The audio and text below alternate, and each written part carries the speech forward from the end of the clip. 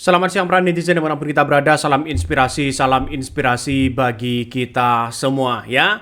Benar pernyataan Prabowo di tahun 2014 kemarin, begitu kan, 2017 kemarin, menyatakan bahwa PT 2 artinya presidensial threshold 20% itu hanya lelucon dan akal-akalan ya para partai besar untuk mengunci lawan-lawannya. Wah, dan sekarang terbukti begitu kan. Sebetulnya threshold 20% itu kan tidak ada di Undang-Undang Dasar itu. Itu akal-akalan daripada partai-partai yang merasa dirinya besar dan ingin meneruskan kekuasaannya. Ya itu wajar, tapi ini kan akal-akalan. Tidak ada di Undang-Undang Dasar. Dan sebetulnya itu adalah menyelewengkan Undang-Undang Dasar. Dan saya katakan ke Gerindra, Gerindra tidak mau ikut dalam sesuatu yang melawan akal sehat dan logika. Presidential threshold 20% menurut kami adalah suatu lelucon politik yang menipu rakyat Indonesia. Amar putusan mengadili. 1. Mengabulkan permohonan para pemohon untuk seluruhnya. 2. Menyatakan norma pasal 222 Undang-Undang Nomor 7 Tahun 2017 tentang Pemilihan Umum Lembaga Negara Republik Indonesia tahun 2017 nomor 182 tambahan Lembaga Negara Republik Indonesia nomor 6109 bertentangan dengan Undang-Undang Dasar Negara Republik Indonesia tahun 1945 dan tidak mempunyai kekuatan hukum mengikat. 3. Memerintahkan pemuatan putusan ini dalam Berita Negara Republik Indonesia sebagaimana mestinya.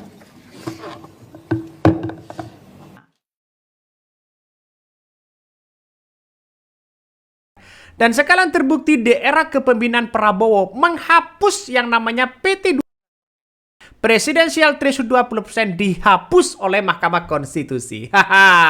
Nampaknya kalau dengan apa yang kemudian disampaikan Prabowo begitu kan ya, bahwa PT 12 ya yang awalnya ditetapkan oleh Mahkamah Konstitusi di rezim Jokowi, ya ternyata benar memang akal-akalan para penguasa untuk mengunci itu begitu. Salah satu yang menjadi kekuatan di situ adalah PDIP, Hasto begitu kan ya. Dan tidak hanya itu, banyak sekali orang-orang yang kemudian mengkritik kebijakan-kebijakan Mahkamah Konstitusi pada waktu itu, termasuk Prabowo ya. Jadi artinya apa? Artinya sekarang Prabowo lega begitu. Inilah hak rakyat. Semuanya berbondong untuk menjadi calon presiden. Silahkan, kata seorang Prabowo. Benar. Ternyata terbukti sekarang selama 20 tahun. Ngeri bos. Ini ngeri-ngeri sedap begitu kan. Artinya apa? Artinya secara tidak langsung bahwa ya apa yang kemudian disampaikan Prabowo ini memang terbukti hari ini. PT 12% dihapus sebagai bentuk bahwa MK akan kembali ke marwah, ke jalannya yang benar. Yang selama ini diobo-obo oleh rezim Jokowi. Dipreteli oleh rezim Jokowi. Terima kasih Prabowo, terima kasih Prabowo. Mungkin ini adalah kado ya di tahun baru ya bagi kita semua, bagi rakyat semua. Jadi saya kira ya dengan adanya pernyataan Prabowo begitu 2017 kemarin dulu begitu kan ya, saat berlawanan dengan seorang Jokowi, memang benar PT 12% itu mengunci ya orang-orang yang kemudian punya potensial. Seperti Prabowo kan calon terkuat dulu begitu. Dikunci mereka agar apa? Presidensial threshold 20% di situ benar-benar berpihak kepada partai-partai besar. Ngeri bos. Ini setidaknya ini menjadi tamparan keras kepada seorang Jokowi begitu kan ya. Kenapa? Kalau ingin demokrasinya secara baik, kenapa tidak di dulu? Ya PT 12% begitu. Ya setidaknya ambang batas 4% lah, tidak 20%. Kalau 20% mengunci di istana, mengunci di parlemen nantinya begitu. Ujung-ujungnya itu aja. Ujung-ujungnya begitu Jokowi akan membuat Kim plus. Itu hasilnya siapa? Hasil dari seorang Jokowi begitu kan. Hasil gemuk Kim plus sana sini. Dan sekarang kita sudah dibuktikan begitu bahwa Prabowo tidak omon-omon begitu kan. Ini sebagai bentuk perlawanan terhadap rezim Jokowi. Kan itu logikanya. Ya coba di rezim Jokowi ya, Gibran bisa menjadi calon ya presiden, ya calon wakil presiden ya. Karena ada si paman di situ ya. Coba dipreteli sana sini begitu. Sehingga apa? Prabowo dikunci begitu. Berapa tahun ya? 10 tahun Prabowo dikunci. jadi banyak komentar-komentar dari netizen begitu kan ya, yang kemudian mengatakan, wah dulu begitu Hasto kurang apa coba ya. Hasto dulu mengatakan Prabowo sebut PT 20% ini lelucon. Ya, PDIP tidak terima pada waktu itu. Jangan karena ambisinya pres kabarnya. Padahal Prabowo ya waktu itu ingin membentuk narasi bahwa kebebasan hak rakyat di situ benar-benar ada. Ini dulu begitu kan ya, yang masih memuja-muja Jokowi begitu. Ya, Jokowi dipuja-puji begitu kan, dianggap ya presiden terbaik dunia, dianggap presiden ini presiden itu begitu sebelum dihianati ya. Tapi pada kenyataannya diobrak-abrik PDIP, dan bahkan Hasto yang dulu mengatakan begitu kan ya bahwa PT 20% lelucon ya, Prabowo sebut dulu begitu kan ya ketika mengatakan PT 20% ini lelucon. Hasto tidak terima. Ya jangan karena ambisi sana sini, ternyata Hasto juga ya blunder kepada dirinya, menjadi tersangka sekarang. Itu satu begitu ya. Ini banyak lagi begitu. Salah satu ya, coba kita bongkar satu persatu. Seorang PKB ya, ini Prabowo sebut PT 20% lelucon, PKB mengatakan masa jenderal tak ngerti hukum. Ini kritikan dari PKB loh. Ini kapan ya? 28 Juli 2017 ya. Banyak berbondong-bondong di situ begitu kan ya, mendukung PT Presidensial Threshold 20% pada waktu itu di zaman rezim Jokowi. Kenapa sekarang PT 0% ya, MK sudah menghapus PT 20% situ menjadi 0%. Kenapa kok sekarang mendukung Prabowo juga? Nah, itu kan alasannya. Jadi apa? Jadi artinya bahwa benar apa yang disampaikan Prabowo 2017 akan menjadi kenyataan setelah Prabowo memimpin. Bisa jadi ya, perlawanan terhadap rezim Jokowi ini harus dibebaskan semuanya begitu kan ya. Jangan masyarakat tersandra. Jangan lagi kemudian orang-orang figur penting tersandra di situ, ya. Ini nampaknya Prabowo di satu sisi sebagai penyelamat ya. Dan sekarang apa yang kita lihat? Yang kita lihat sekarang itu adalah bagaimana soal MK hapus PT 12%. Parpol-parpol itu banyak diprediksi tetap takut usung capres sendiri ya. Kalau Prabowo maju lagi. Nah, ini artinya secara tidak langsung sepakat bahwa Prabowo di situ begitu kan ya. Tetap diusung oleh partai-partai itu ya, baru kali ini saja ya. Nggak tahu lagi nanti setelah 1 tahun ya, mungkin saat menjabat ya sebagai menterinya Prabowo mungkin agak asik ya, saya akan mendukung Bapak, saya akan mendukung Bapak. Tapi nanti setelah detik-detik akhir, hati-hati, ini politik, jangan-jangan Prabowo akan ditinggal. Jangan-jangan Prabowo ditinggal, sehingga menjadi kunci antar partai begitu kan ya, menjadi kunci. Dan sekarang sudah ada kebebasan berpendapat, sehingga apa yang terjadi begitu? Yang terjadi di situ benar bahwa pernyataan-pernyataan Prabowo bisa jadi ini akan menjadi cikal bakal kebebasan berpendapat, kebebasan memilih, kebebasan hak masyarakat. Jangan dirampas begitu kan. Para figur-figur di situ biarlah masyarakat menentukan figur siapa yang harus kita pilih, figur apa yang kemudian punya rekam jejak yang baik. sehingga kan masyarakat kan tahu. Nah, coba kita risang ya. Prabowo sebenarnya ngotot mulai tahun 2017. Presidensial threshold ini hanya lelucon, dan ini adalah karangan ya buatan-buatan rezim Jokowi begitu kan ya. Namanya Prabowo sudah membuang bayangan-bayangan Jokowi. Ngeri bos, ini ngeri begitu. Jadi sehingga sekarang Prabowo ini ingin kembali begitu ke marwahnya ya. Ini MK ini harus kembali kepada marwahnya. Jadi masyarakat yang menentukan segalanya begitu. Jadi ya segala risiko apapun ya Prabowo sudah menanggung begitu kan ya. Makanya Mahkamah Konstitusi sudah menghapus ya parliamentary atau PT 12% ini begitu kan ya. PT 20% ini, PT 20% ini begitu kan. Makanya semua partai bisa mengusung capresnya ya. Presidensial threshold ini ya kita bisa menguntungkan rakyat bukan oligarki. Lantas bagaimana dengan posisi Jokowi? Ya tidak bisa berkutik sekarang dong. Ya, inilah akibatnya. Hasilnya Kalau ini ingin mengunci figur-figur itu di rezim Jokowi, Anies Baswedan dikunci, untung bisa.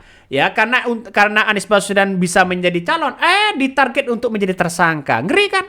Ini ngeri, Bos. Jadi saya kira ayolah kita bersama-sama berpikir begitu kan.